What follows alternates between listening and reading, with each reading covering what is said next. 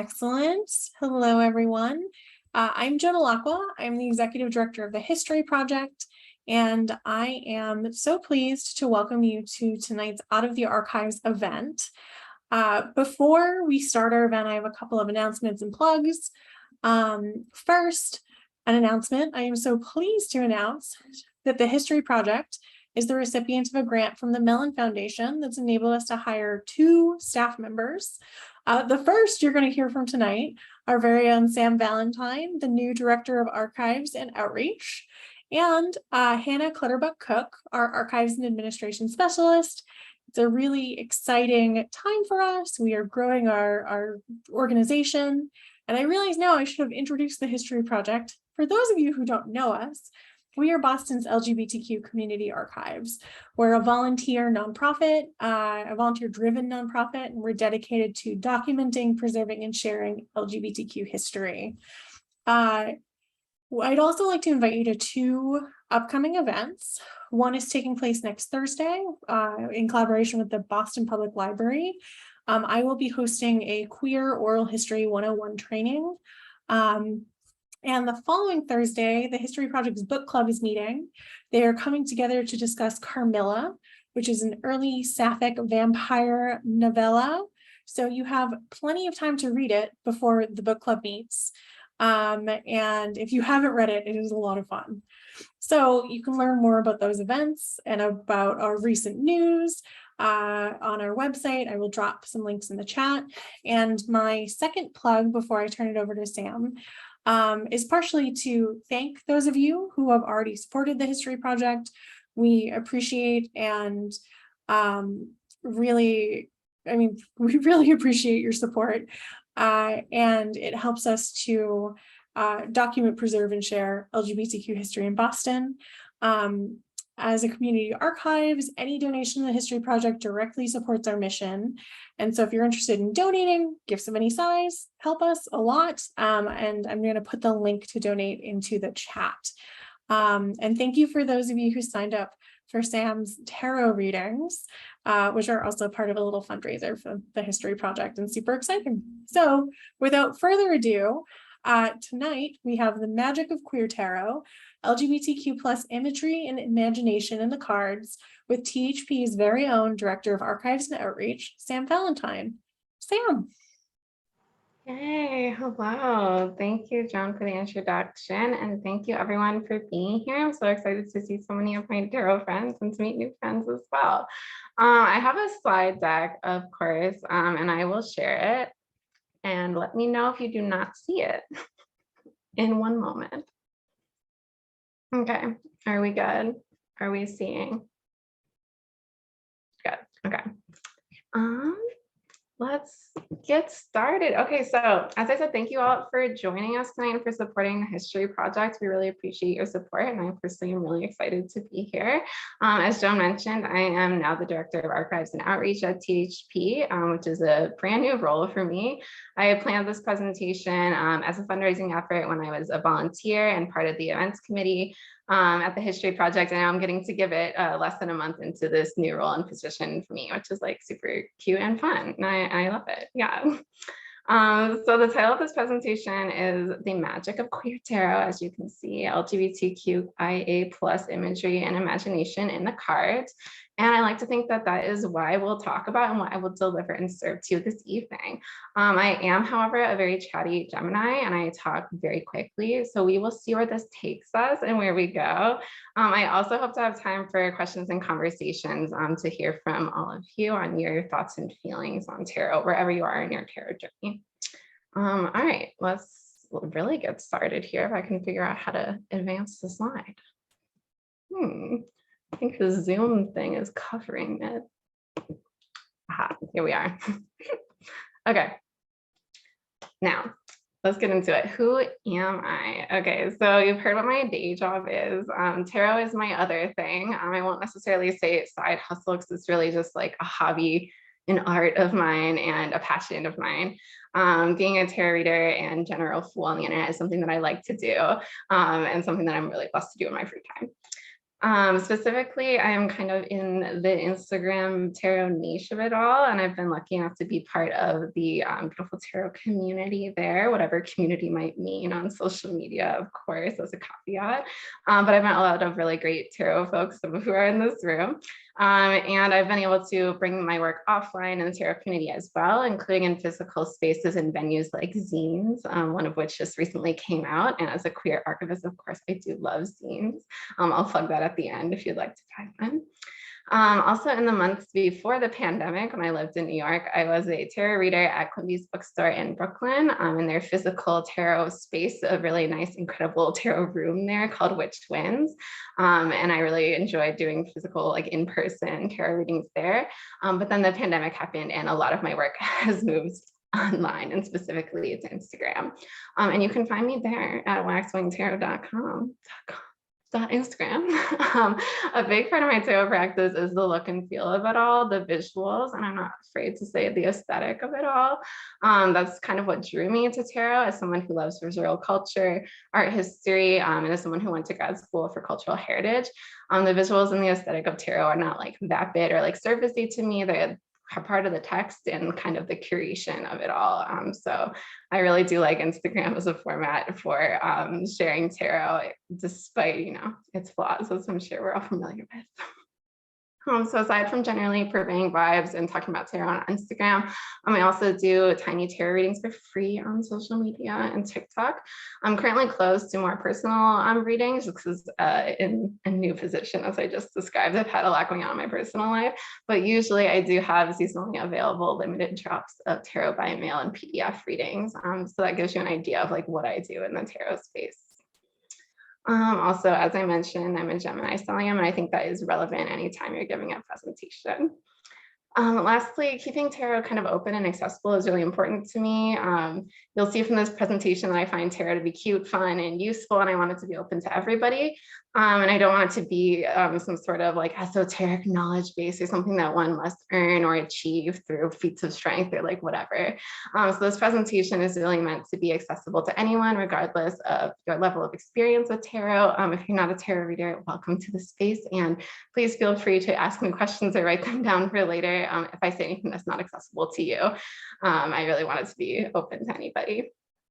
So let's see, before we begin, and before we really get going, I do want to provide some context as well as some expectation setting for the vibes and what you can expect. So firstly, I really am not a tarot teacher, and that's on purpose. I'm not really cut out to teach anything. This is actually the longest presentation I'm giving on tarot. I've done some in the past, but they've been really like small little chats in tarot salons. But yeah, I'm not a teacher, so I don't intend to teach you tarot, and that's on purpose. I just like to talk about the tarot and think about it, and sometimes that takes place in community formats like this, which I really appreciate. So tarot, of course, has a long and complex and contested history that I won't pretend that I fully grasp or fully understand, and I won't pretend is fully graspable or understandable in the context of such a short presentation. But there's lots of great resources where you can learn more about the conversation around the history of tarot, and I point to some of those at the end. Part of tarot's story that we do know is its roots in Italian card games and card playing games. And I love to play games, mind games and card games. So that's part of where the root of tarot comes for me as well, is as a fun activity in that way. On a more serious note, I think it's also important to acknowledge that one part of tarot's history is this deep relationship with the Romani people, whose historic persecution continues to this day. And that's something you can find more resources about. Again, I'll point you to them at the end. So there's a million ways that you could approach, read, and use tarot. I personally think that tarot can be whatever you want it to be. Of course, I think that there are ways to approach tarot that are appropriative or exploitive, and those are the ways that I would say are wrong ways. But other than those, I think that most ways of reading tarot are right, valid, appropriate, etc. Even if I personally disagree with them or they're not the way that I would approach or use tarot. I think tarot is a really open tool, and there's something in it really for anyone. And lastly, a little bit on my approach to the tarot in general, because I think that's important to let you know before you hear from me about tarot. My practice has changed a lot, I think, throughout my tarot practice, and that's how I want it to be. I really think of it as a changeable and flexible relationship that I have with the tarot as a tool for community care and also for self-care. Things that I thought about the tarot in the first couple of years that I started practicing tarot are things that I no longer think at all. It's just kind of been like a really interesting journey. We've gone places, we've grown together, and I hope that it continues that way. So that's really my approach to tarot, is flexibility and being open to change. I also like to come to the tarot not knowing or expecting what I think I'll get out of it. I like to just come to it as just a little something, something. And sometimes that comes in the forms of like a really clear, supportive little message from the cards. Sometimes it's kind of like spookily too real for me. Sometimes it's just reading me for filth. And sometimes it's just fun. So I like to think of the tarot as a tool I come to, and whatever it's going to give to me is going to give to me. I have very few structures and tenets in my tarot practice because I like to keep it as open as possible. But I do have one firm belief about tarot, which is that it's a practice really based in consent and willing participation. So one of my ethical boundaries around my tarot practice for this reason is that I don't read about people who aren't present in the reading. I redirect questions like that back to the agency of the person asking the question. So that's my one real hard boundary in tarot. I also think that tarot is all about context. So I like to think about the cards when they come up as not having one intrinsic meaning, and that's something I'll talk about a lot in this presentation, but as something that you can see anew depending on the context, the question that you've asked, and where it is in the reading, and just kind of allowing it to change and to be flexible. So honestly, that's my goal with my tarot practice, is to always be learning. And I think that's important to share with you before we start. Now back to the conceit of this presentation, queer tarot. I think that my tarot practice is inherently queer. And not just because I am someone who can be identified as queer and have identified with that term in different ways throughout my life, not as just as someone who's non-binary, as somebody whose experience is not necessarily normative, but queer is in the ethos of queerness that I think I've kind of baked into my approach to the cards, both in what I think are the cards' meanings or interpretation, as well as in the meta sense of like my praxis for my practice. And that's what I'll be talking about tonight, is those two things, the interpretation of the cards and a queer praxis. You'll also notice as I talk that I don't assign any gender to any cards, and I typically use they pronouns to refer to any figures in them. I would probably only use any other pronouns if it was like for effect or to be cute, I think. All right, so that's about me. I just wanted to give you kind of like an overview so you know what you're getting.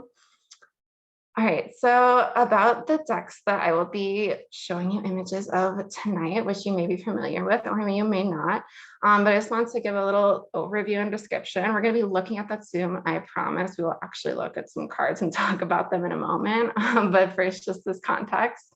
So one of the decks I'm going to use, the historical deck I've chosen for this presentation, is the Smith Rider-Waite Centennial deck. That is one that you have maybe heard of or seen if you are familiar with tarot, even as a basic cultural familiarity with tarot if you're not a reader. You can hear about the history of this deck in many places, as well as compelling reasons why folks aren't really into this deck. And that's very valid. I'm bringing that deck into this presentation, not because I think it's in any way like a traditional or right or correct deck to use as a reference, but because of the influence that it has undeniably had on tarot imagery and on the understanding of tarot in American culture for the past 100 years. So I'll basically be using it as a historical basis for comparison with the other decks that I'll be talking about, and to demonstrate the way in which tarot has been popularly imagined in the past 100 years, which really includes portraying bodies that are kind of divorced from real bodies that are really normative, really white and really cis hetero normative as well. So that's the basis that I'm comparing newer and more inclusive and representational imaginings of the deck to. The modern decks I'm going to be showing are ones that I actually own and interact with and that I really enjoy. These are by no means representative of the breadth of queer tarot decks that are out there in the world. I just personally have a small collection I like to focus on talking about decks that I know personally. I'm not saying these decks are like perfect or idealized representations of queerness in tarot, but they are decks that I have and that I really relate to. And I think that they're interesting reimaginings of what tarot can look like. And maybe what it should look like for us now. So the decks I'll be talking about are the Modern Witch Tarot by Lisa Searle, the Hollow Valley Tarot by Erin Elise and Davis Carr, and the Fifth Spirit Tarot by Charlie Claire Burgess. And I'll have links to all of these at the end if you want to learn more about them. Okay, so when I was thinking about how to approach this presentation, I was like, I cannot simply choose one thing to focus on. That would not be very Gemini of me. It goes against my whole being and against the queer ethos of this presentation, I think. So I've broken down this main part of the presentation into 3 tiny tarot talks. And as a self-identified witch, I of course love magical 3s. And I'll hope to draw these all together loosely at the end with an overall kind of overarching meaning. We'll see if we get there, and you can let me know.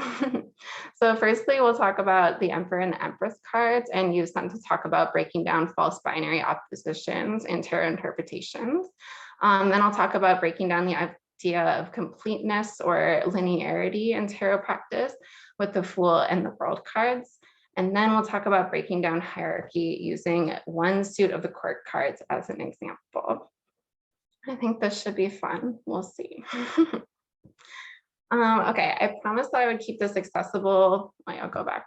I promised I would keep this accessible to all levels of tarot experience at the top. So just for context, for anybody who's here who is not familiar with the structure of the tarot, I put it in quotes because I'll be kind of describing a standard tarot deck structure. Not that there is a standard, but the one that the Smith Rider-Waite that I'm going to be talking about does follow. So that deck contains 78 cards, 21 of which, plus the Fool, make up the major arcana. These are like the big baddies that if you've seen tarot imagery, it's likely to be one of these that you've seen.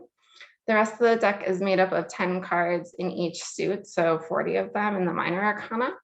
And then 4 cards in each suit to make up the court cards. We will be talking about a couple major arcana cards and some court cards as well. We will not be talking about any minors. That is not because they're minor, because I don't care about them, but you just don't need to worry about them tonight. And these are the ones I chose to focus on. So if you're a tarot beginner and you do not know what the minors are, do not worry. We will not be getting into that tonight. You don't need to worry about it. Okay, now moving on to our first tiny tarot talk, breaking down binary oppositions with the Emperor and the Empress. So I'm going to talk about the meaning of these cards, in as much as I think that tarot cards have a meaning, which is only to say for me how they're hitting with me or showing up with me at this time in my tarot work. I don't necessarily think that the cards have an inherent meaning that remains stable in any way, and that's part of the queering of tarot, in my opinion. So using the Emperor and Empress as an example, I'll talk about going beneath the surface of queer representation in modern reimaginings of tarot art, and talk about what it can look like to truly queer the meaning and interpretation of the cards beyond just like the surface level. If we put new artwork over the same concepts and popularized meanings of the cards, many of which are extremely normative and exclusionary, I don't think we've really done it. We haven't really done the work.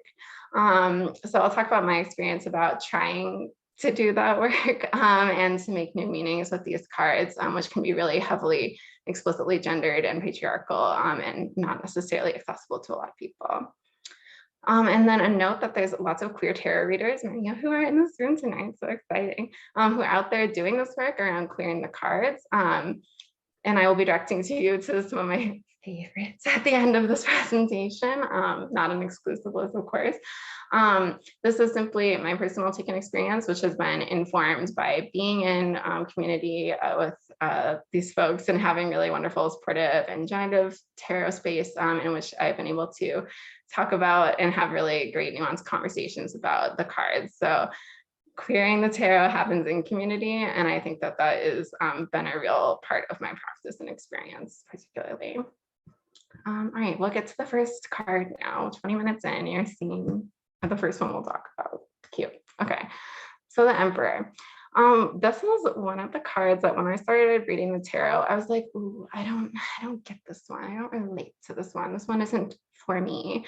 And why? It's because I had absorbed the really common widespread interpretations of this card as being like only daddy vibes, as being kind of like that energy that I personally felt that I didn't relate to. And that was a really common interpretation of this card that I saw when I started reading tarot. First of all, why did I think that was all there was to this card? And second of all, even if that was all there was, why would that somehow be off limits to me myself? I do not know. But I was really influenced, I think, by the binary thinking that a lot of widespread tarot associations have. And it felt like not really good or right to me on an instinctive level, but it took me time and experience to personally build something new for myself around this card. Additionally, there's a lot of more modern associations with this card around the Emperor representing toxic masculinity and patriarchy and things like taking up space, maybe too much space, which is valid. I'm not here to say that that's not valid. But part of my relationship with the Emperor has been like, is it really only bad, evil patriarchy, this card? Is that the way that it really shows up for me? Does that feel true to me? And when I was reading, I started asking myself, like, what's my actual issue around this card? Why don't I relate to it? And why does it feel inaccessible to me in some way? So I've kind of had to build that relationship with the Emperor and come up with nuanced, more nuanced ways of interacting with it. And some of the ways that's come through for me is thinking about this card in different ways, like how can I stand up for myself in this situation? How can I be the baddie here? How can I trust myself in what I think, know, and want, and know that I have every right to act in accordance with it and without apology, not necessarily in a toxic way, but not in a toxic way. So kind of taking my own experience with Emperor and how it showed up in readings for me has helped me kind of move past really common and really narrow interpretations of the Emperor.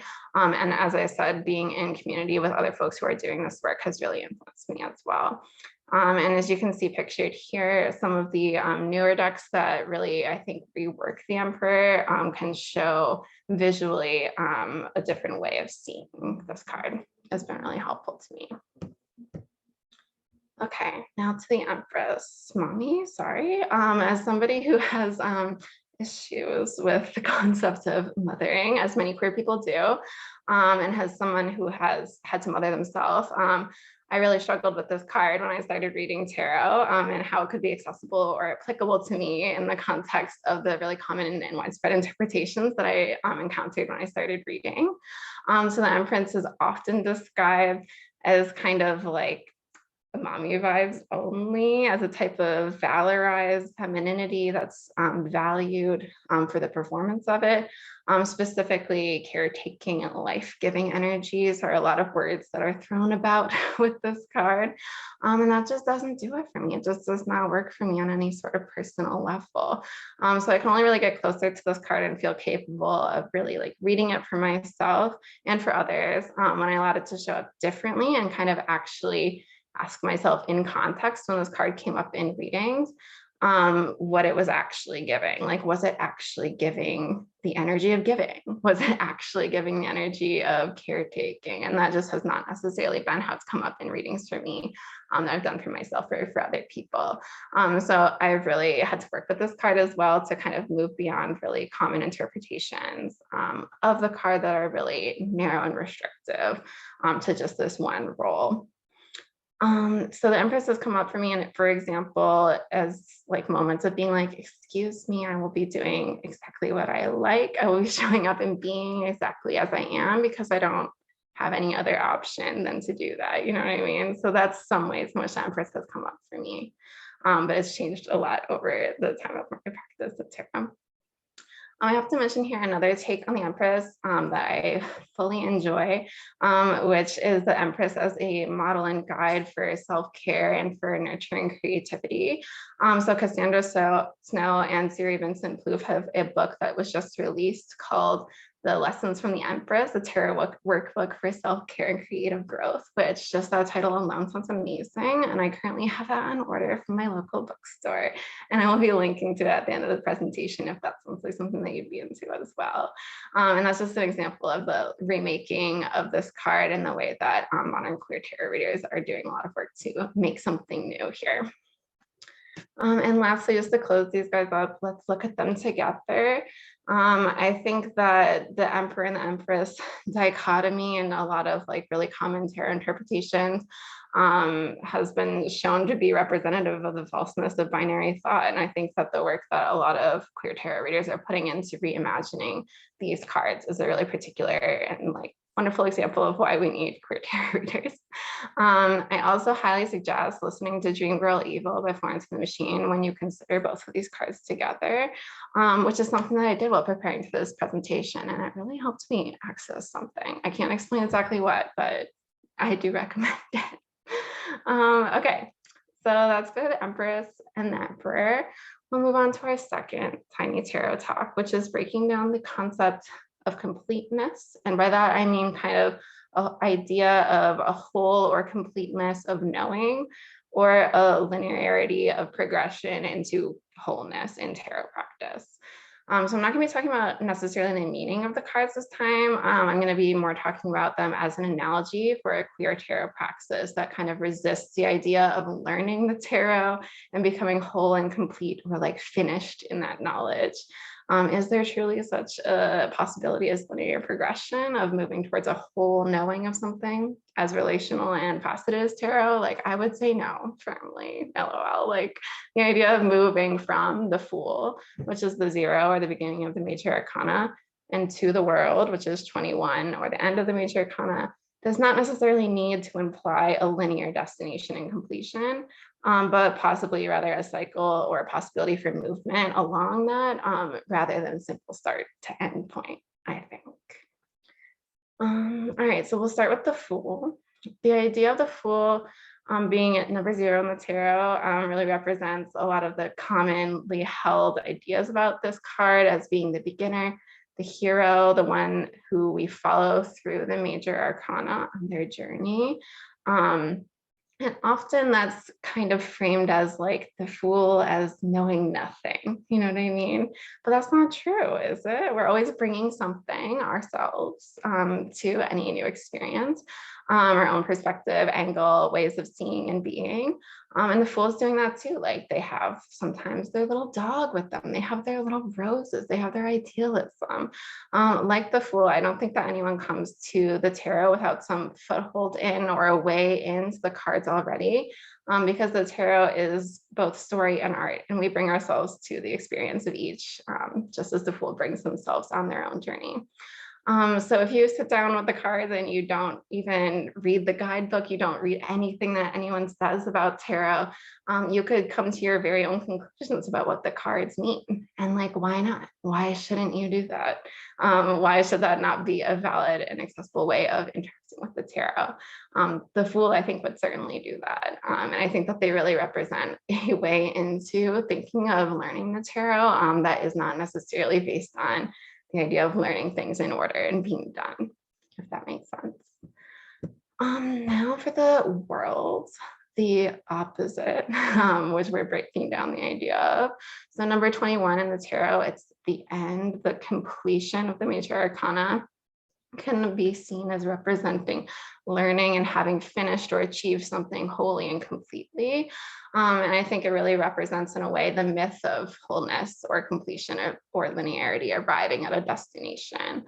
And I think this is kind of representational of as well a popular discussion in tarot, which is whether an interpretation of a card needs to be applicable to everyone. It needs to kind of like, we need to achieve some sort of whole knowing of the tarot that would make us able to be applicable and to reach some sort of universally applicable meaning. But I would suggest that that's not really a queer way of approaching the cards, to suggest that there is an inherent universal applicable meaning, or that something can work, something like the tarot could work in the same way for everyone. I just don't think that is the case, and it doesn't make make space for the lived experiences of folks.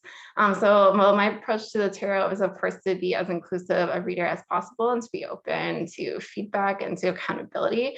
I do also hold space for the humility as a reader, that I can't know the experience of folks that I read for, and that obviously my interpretation of the card could be something that somebody doesn't resonate with. I think kind of looking at the fool to world progression and kind of divorcing it from that need to be complete can make space in a tarot practice for that, for the specificity of experience, for the breadth of everyone's experience, and for the non-monolithic nature of even the most niche and marginalized community as the queer tarot community, for example. So a queer approach to tarot, I think, really holds space for difference, for uniqueness, nerve, and talent. You know what I mean? Like for everyone having their own experience and for not necessarily trying to put some sort of overarching and complete narrative through the tarot practice. Yeah, so now I'm going to kind of combine our first talk's idea of the meaning and the interpretation of the cards with the meta-analysis of tarot practice, using the court card structure as an example. You'll see here that I chose the Wands court. Why did I choose them over any suit? Just because they are hot and I like them. Okay, that's the only reason. It's not that deep, it's just on a personal level.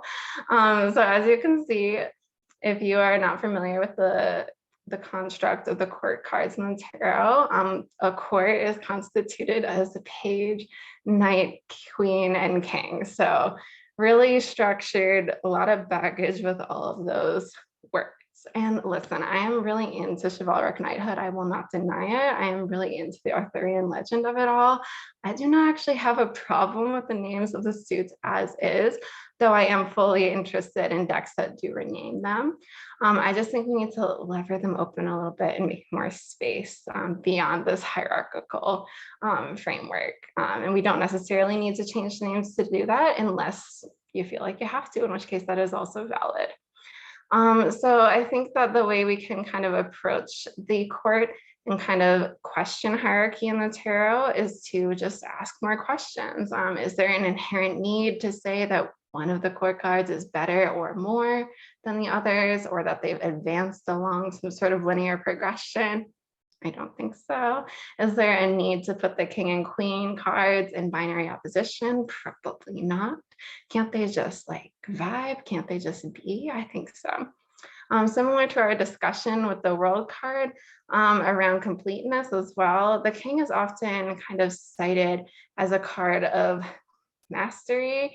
And as someone with a master's degree and the first person in my immediate family to achieve such a thing, which does make it a big deal for me, I can still non-ironically ask, like, what does it mean to gain mastery? Is it possible? Is that a worthy goal? Is mastery of something like the tarot, or mastery in the way that the king card is often portrayed as portraying something that we want, something that we desire?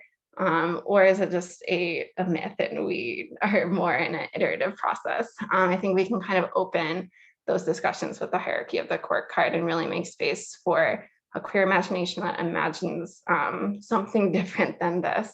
And a lot of folks are doing really good work around this. At the end, I will be directing you particularly to someone who has specifically renamed the court cards and their relationships in ways that are really interesting and that I don't think anybody else is doing right now. So we'll have more resources at the end there. But we've talked about the mastery of the king, but same with the page, seen as the opposite end of the spectrum, often seen as the beginning point or the start of a journey. Cute and valid, of course, like there are moments in our life where we start a journey, where we start something new. And we love a heroic myth cycle, of course. I'm not here to say that we don't. But the page brings what they bring to the table. They're not completely green. They have their lived experience. That is the case, of course, always. We don't always start new and from scratch in every situation with no sources of support, no network. The page has that. And I think that we can kind of make space for that in the tarot structure as well.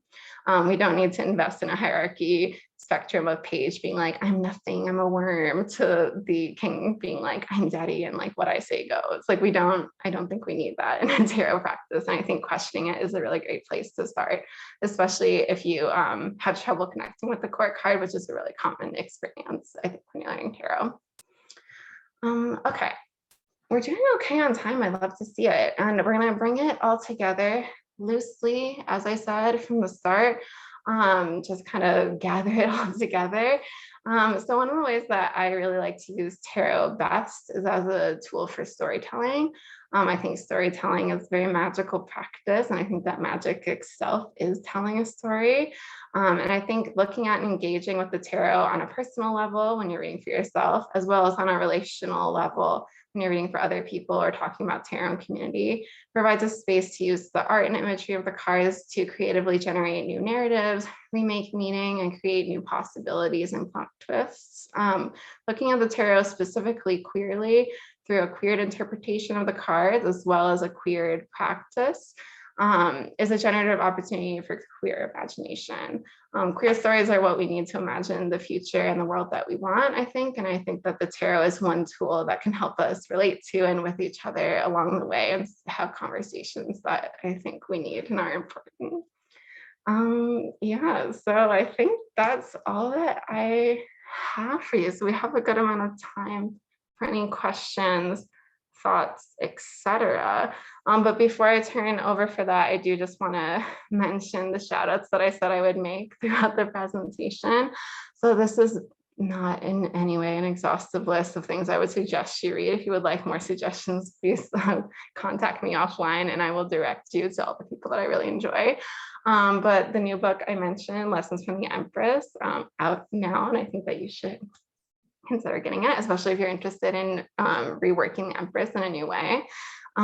Nick, who is here, I believe, runs an amazing podcast called In Search of Tarot. And if you're interested in learning about the history of tarot, they've just done like a really great introduction to the full history of tarot with their co-host Angie. So I really recommend that.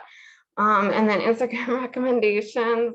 Politics of Tarot is somebody who is really reworking the court cards, if that was of interest to you. They have a series a while back that I think that you would enjoy if you're interested in figuring out new ways of seeing the hierarchies of the court cards. And then I have a couple other folks, Feminist, The Word Witch, and Sincerely the Tarot, and I really recommend them for just general queering the tarot energy that I think you'd enjoy if you enjoyed this presentation.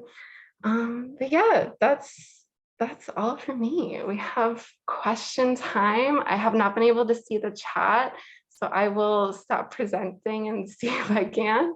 But yeah. Excellent. And while you take a look at the chat, I have a bunch of links for everyone of the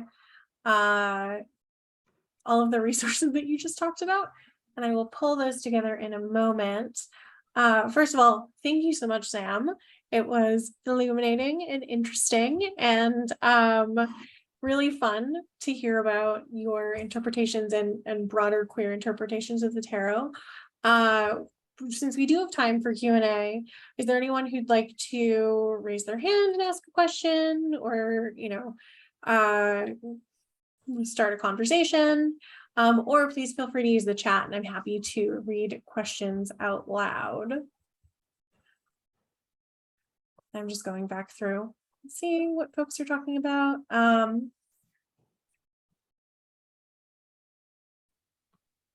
yes, Rise Up Good Witch, I should have mentioned on my suggestions. I second that as well. And also Politics of Tarot is Chef's Kiss. Fully.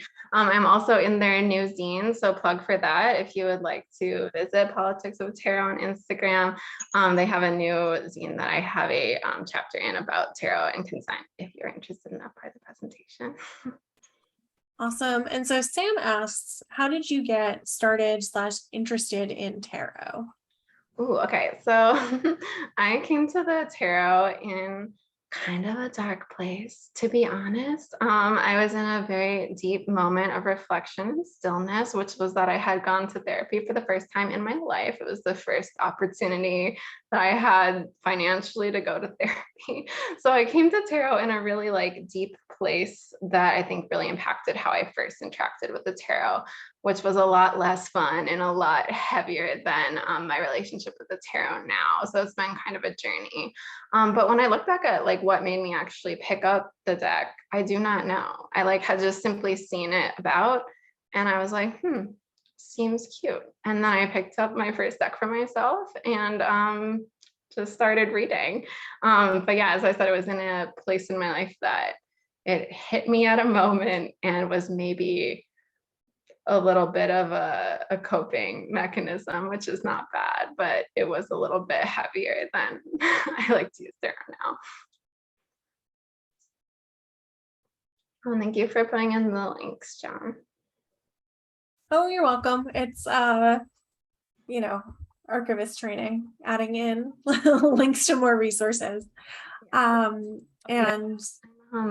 oh, sorry. Go ahead. oh, and there, yeah, I was just gonna say there are some more recommendations for Tarot for the End Times is a good podcast. Yes. And Tarot Adventures with Jules, who is here. Thank you for your comment. A coping mechanism for you over the past 2 years. Yes, I feel you. I too have turned to the tarot in the dark moments of the pandemic. And it's really been helpful to me in that way as well. And I think that's an interesting, actually, way to look at. Actually, so here's my question, instead of just going off on a vamp for a while, is, do you think that the ways in which people are connecting over social media is helping to this rise of queer interpretations of tarot? That's kind of a leading question, but you had mentioned zines, and zines are wonderful, but they have sort of a limited reach at the end of the day. And so, yeah, how's the social media thing worked for you? Yeah, I will say I like got very into like the Instagram niche of tarot like right as I started my tarot practice, and it's been really wonderful in that I've made like wonderful connections with folks and learned a lot from what people share there. So the Instagram tarot community, for any of you who are not within it, there's like a lot of like real like deep work being done in people's Instagram captions, which is like hard to capture.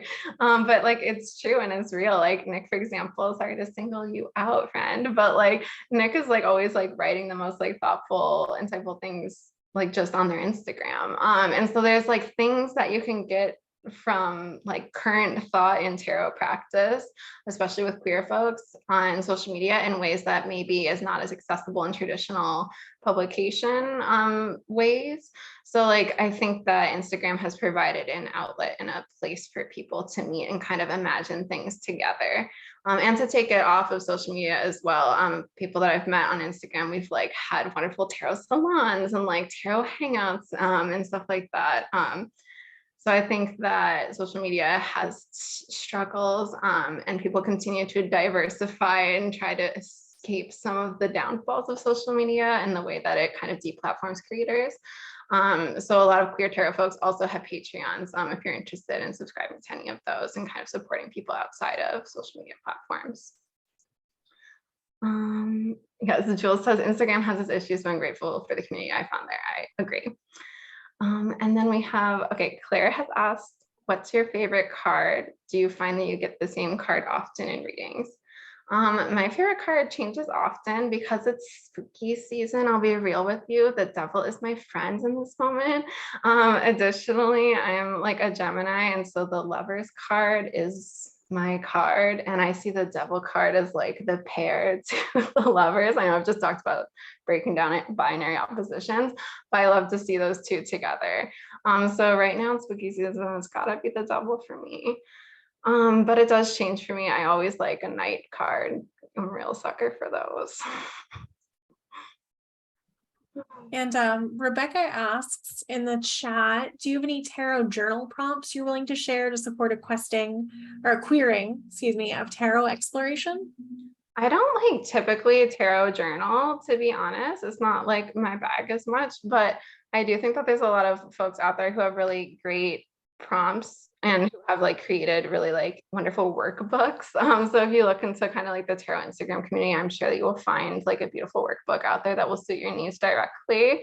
And also the book that I've already booked now twice that has just come out, the Empress book that I mentioned, which I think is linked up there, by Cassandra Snow, is specifically a workbook. Like that's the format of that book. And I'm excited to receive it because since I don't typically tarot journal, it's going to be like an opportunity for me to do that with myself and to go on that journey. Awesome. Winnie asks, have you documented this queering of the tarot in the history project? We mentioned zines. Is this event being saved in this way? I can talk a bit about THPA. So in the history project collections, some of the wide breadth of things that we have in the archives, we focus on Massachusetts and New England regionally as a community archives. We document LGBTQ people, and that means that basically anyone who identifies as part of the community could give, their personal papers, their t-shirts, their buttons, their ephemera. We have so much ephemera to the archives, and then we make that available to the community and researchers. We do have a fair amount of zines in the collection. As far as queer tarot readers, no one immediately comes to mind, but that doesn't mean that they're not there. I was thinking about, we have a couple different collections about 90s open mic queer nights, and I have a feeling if we dug into that collection we would find some tarot and mixed in there, but I think now that we have Sam on board, it's really kind of exciting to see ways and what communities we can continue to document. Another collection that comes to mind actually is the project Butch Heroes, which isn't quite a tarot deck, but is kind of a deck of cards that an artist created based on Butch historical figures. So I will find that because it was really cool and is tarot-esque, but is not quite tarot. So yeah, that has a vibe. I think partially it's like based on like saint imagery, I believe, if I'm thinking of the correct thing. So it kind of has a similar vibe to some tarot cards in terms of like, here is the figure and they're being presented with their sayings about them. So yeah, those cards really do have a tarot energy.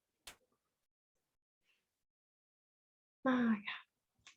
Oh yes, and thank you for recommending Queering the Tarot as well by Cassandra Snow, Jules, and the Fifth Spirit Tarot Guide. I have both of those as well. I do recommend them. I'm just such a bad journaler. yeah, and Jules mentions that they're in Nova Scotia and they wish they could take part in the history project stuff. There are queer archives all over the place. Off the top of my head, Toronto has the archives with a Q, but there are other repositories everywhere. So if you're interested in queer history where you are, just take a look out there. If you can't find anything, feel free to reach out to us and we'll see who we know and who's doing that work where. And we're happy to point you to some local queer history.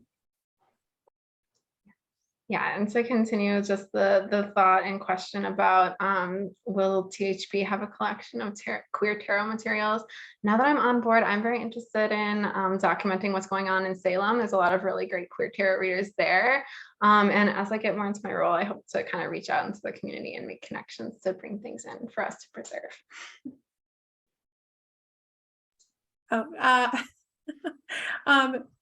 Jules, I know a professor who lives in Halifax. So like, anyway, there's a small world in terms of queer history in Canada. There are several LGBTQ archive organizations in Milwaukee. The one that comes to mind is the Quatrefoil Library, I believe is in Milwaukee. It might be in Minneapolis. I am from New England and I have a regional mindset about these things, but I will double check that for you. Nick, and then Claire asks about North Carolina. There's a project in Southwest Virginia called the Southwest Virginia LGBTQ plus history project, which is not North Carolina, but is the first one that comes to mind. And there's Invisible Southern Histories that does really amazing work throughout the South. Not all the way up to North Carolina yet, but throughout the deep South right now. Anyway, back to more tarot questions. Again, seriously, always happy to chat more about queer archives, and to point people in the right direction. Yes, one more though before we move on. Ava says Lesbian History Archives in New York City.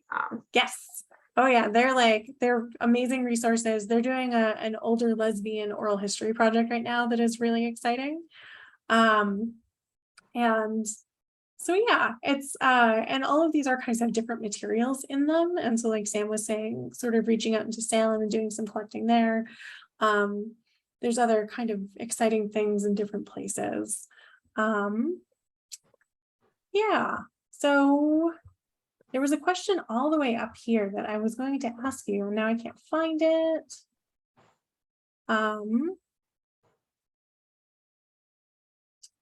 Actually, Sarah asks, do you vibe more with queer tarot readers? And I think a sort of secondary question to that is, do you vibe with queer people who come to you to be read? Beautiful. Am I allowed to ask that? Yeah, I love that question. Yes, I definitely do vibe more with queer tarot readers than I guess I was gonna say other tarot readers, but like non-queer tarot readers, I think are probably just like not on my radar as much. Like most of the folks that I engage with who are doing work in tarot are queer. I think I can think of some people who are perhaps not queer, but I won't even label them that way because I doubt that I, I know anybody who isn't. But yeah, I do vibe more with queer tarot readers. I just think that like there's an inherent approach to tarot that I think a lot of queer folks have, not all, but a lot of queer folks bring a certain energy to tarot that I really appreciate and has really helped me develop my own work and to find new ways to make meaning with the cards. What even is not queer, Nick? Exactly. That's the beautiful question. I love to see it. But yes, I do also feel that queerants, people who come to get a reading, who are queer, I do think that there is a there's a vibe. Obviously, of course, our community is not a monolith and our experiences are not all the same. However, I will say that queer people ask really good questions in tarot readings. It's just a fact. I'm sorry, it's true. It sounds fake, but okay. So true, Claire.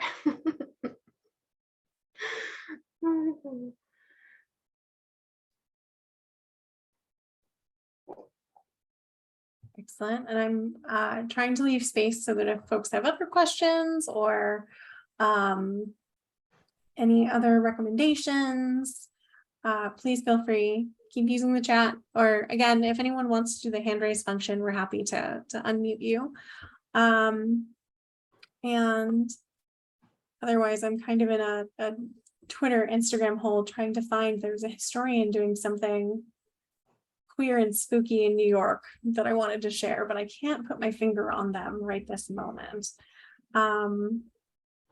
So we'll see if I can find that.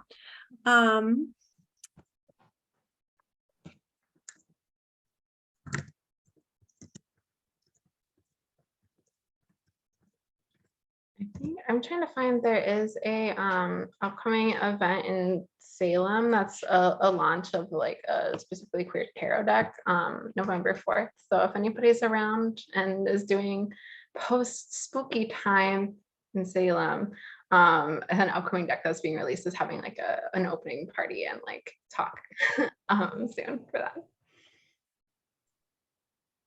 Which is like, wait until November to go to Salem. I know the vibes are right now, but like it's rough up there. Oh, Rebecca asks, what's your favorite tarot question that clients ask? Oh, that's my favorite tarot question. I like when people have questions that are like really super specific and like super just like rooted in the experience they're having in that moment. You know what I mean? Like, I think that that's to me the most interesting question. And in a way, kind of like, I'm reminded of something that like Nick actually said on their podcast recently about the idea of kind of like limiting the like format of like a poem or the format of like a work of art in some way, kind of narrowing something in kind of like allows for a new form of creativity within it. So like I kind of like when it's really specific. That said, I also really like just open, general, like I have no thoughts, only questions, like, but I can't even voice them. Like that is also what I really enjoy in a tarot reading. And that's what the majority of my readings tend to be. I like to leave space for a blankness and an openness, and that's just as fun to me as the really specific too.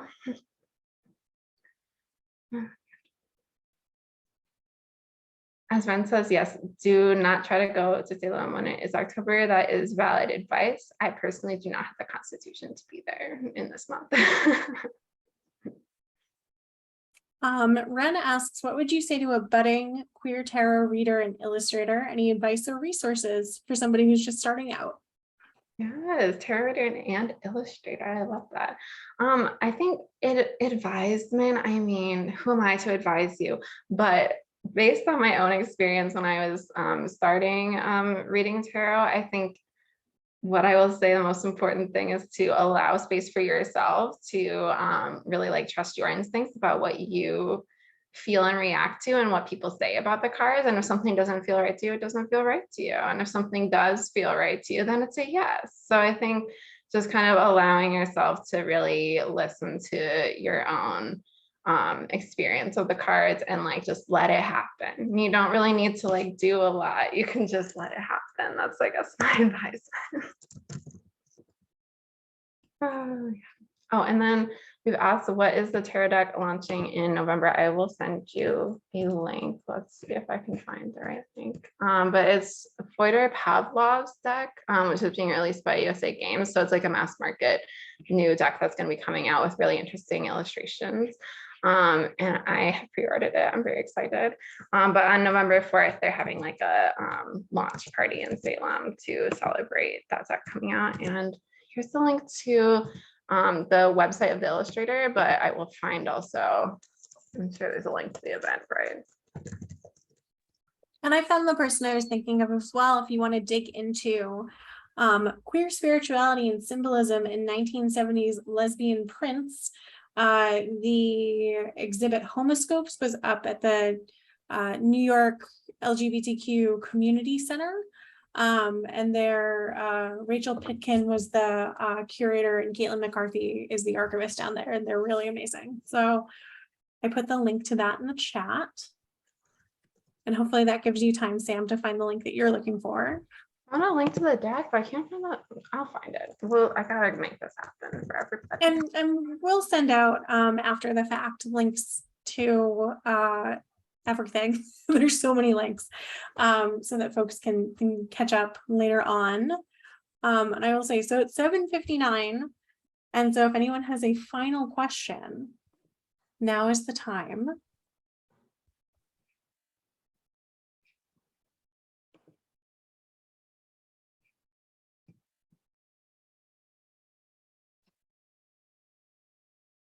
All right, we're trying to hold space.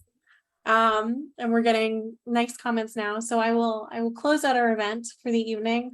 First of all, Sam, thank you so much for your expertise and your presentation and all of your resources and guidance. It's been a really interesting and fun hour here. Thank you so much to everyone in the audience tonight and who's participated in this conversation. Like I said earlier, we have a couple of upcoming events with the History Project, a Queer History 101, or Queer Oral History 101, excuse me, next week, and a book club conversation about Carmilla. Like I said, you have time to read it if you would like to join the book club in 2 weeks. And we thank you all so much for joining in with us and for being here. And I hope you all have a lovely evening. The book club these are all virtual events. Virtual. So please feel free to log in from wherever you may be. Like I said, we're here in Massachusetts, but that doesn't mean that you have to be in Massachusetts to be in community with us. So thank you so much. And I hope everyone has a wonderful night. Thank you so much, everybody. Have a good night and a good spooky season, of course. Bye.